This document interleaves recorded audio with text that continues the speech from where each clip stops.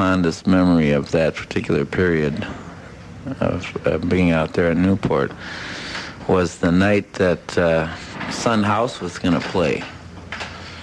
And Sun House, of course, is known and was then as the father of the Delta blues, just the greatest. And he's a very old man.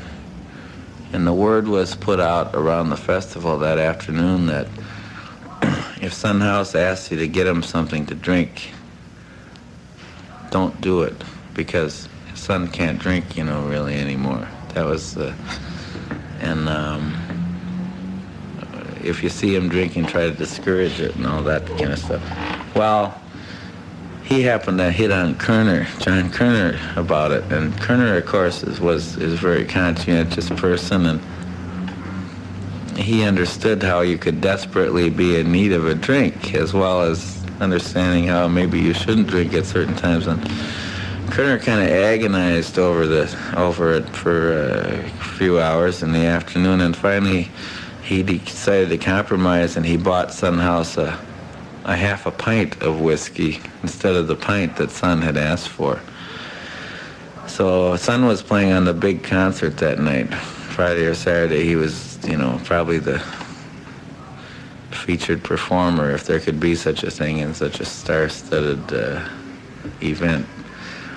And by the time he came out there, of course, he had 2 drinks and he was totally schnockered, So he was introduced and came out on the stage rather slowly, and he sat down and his arm just went like a windmill, and he hit the chords, he playing slide, and he started singing, an extremely powerful singer, and the singing was great and the guitar was great, but he was obviously drunk, and everything was real slow, and kind of exaggerated, even for, blues is an exaggerated music, but this is real exaggerated.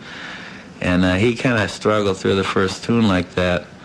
And then Muddy Waters, who learned to play from Sun House when he was a youngster in the Delta.